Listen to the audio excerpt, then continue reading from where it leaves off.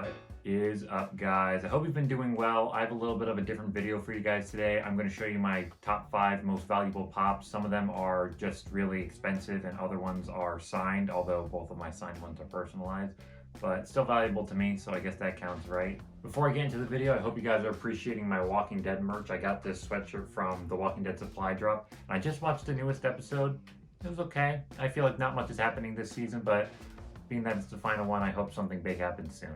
For the video today, I'm going to be going by pop price guide prices, which, if you guys know, they usually are a little inaccurate sometimes. I have one pop that's really supposed to be worth like $15 and it's saying it's worth $80, which I wouldn't complain if it was, but still. The first and probably least valuable pop that I'm going to show you guys today is a signed Regan Pop from The Exorcist. I got the pop signed in 2019 at a con called Chiller Theater in Parsippany, New Jersey. And Linda Blair, the actress who played Regan, signed in this green paint pen, which I think really stands out and looks really cool because all over the pop there's barf. That's definitely adding to the atmosphere of it. She was $50 in autograph just to sign like a photo or something, but if you wanted her to sign a pop, it was an extra $10, which I don't really get. Is it really that much harder for you to sign a pop? The Funko itself is around $17, which is just a little higher than a common. However, if I didn't have it personalized, it would be around $100. Actually, the one on Pop Price Guide is more or less the exact one that I have. It says Sweet Dreams, Linda Blair. Just mine has the 2 Cameron, kind of making it a little less valuable. But hey, let's just pretend it doesn't have the personalization on there for this video. The next pop I'm going to show you guys is actually a dual signed Funko Pop of Freddy Krueger. A few years ago, I was at Empire State Comic Con in Albany, New York, and Robert Englund was signing stuff there, but I didn't have anything for him to sign. The only pop that I could find of him was this GameStop exclusive 8-bit Freddy, which preferably I would have rather just the original Freddy, but I guess this would do. On the front, Robert Englund wrote 2 Cameron, Sleep Kills, Freddy, and then signed Robert Englund. A little bit of a signature got on the GameStop sticker, but that doesn't really bother me.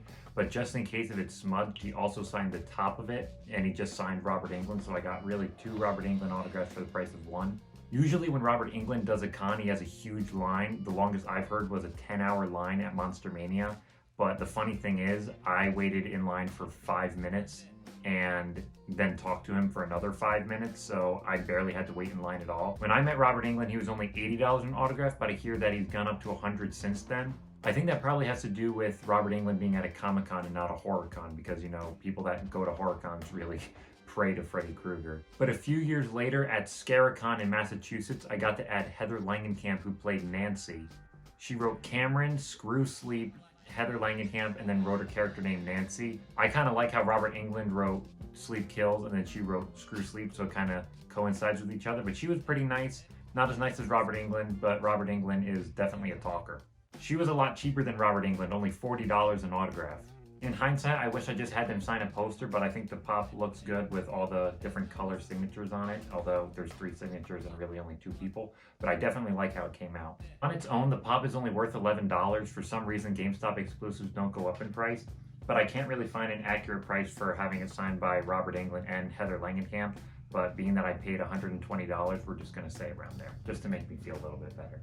The next pop I'm showing off is of my favorite director of all time, James Wan. This is a San Diego Comic-Con 2018 exclusive, and they only made 1,000 of them, so it took me a few years to get my hands on it, but finally my friend found it on a con and was nice enough to buy it for me.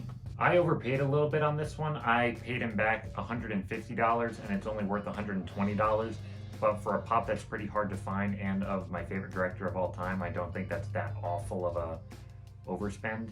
Do I wish I found one for a little bit cheaper? Yes, but do I regret buying it? Absolutely not. The next pop that I have is from one of my favorite movies of all time, Mars Attacks. Although it was based off of the cards, it was still a must pick up for me. It's such a great looking pop, especially for being as old as it is.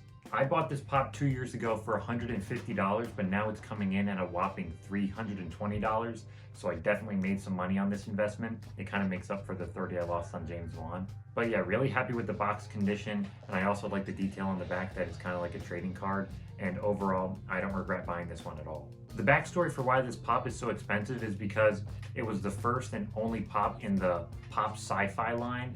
I think Funko just thought that the sci-fi line was too similar to the movie line, so they just canceled it straight up. However, they didn't cancel the line before they released The Martian, so I think a big reason that it's so expensive is because so many people want the one and only pop in the sci-fi line. Last but certainly not least is also the latest addition to my collection, James Gunn. I've been a really big fan of James Gunn for a long time, ever since I saw Slither when I was a kid.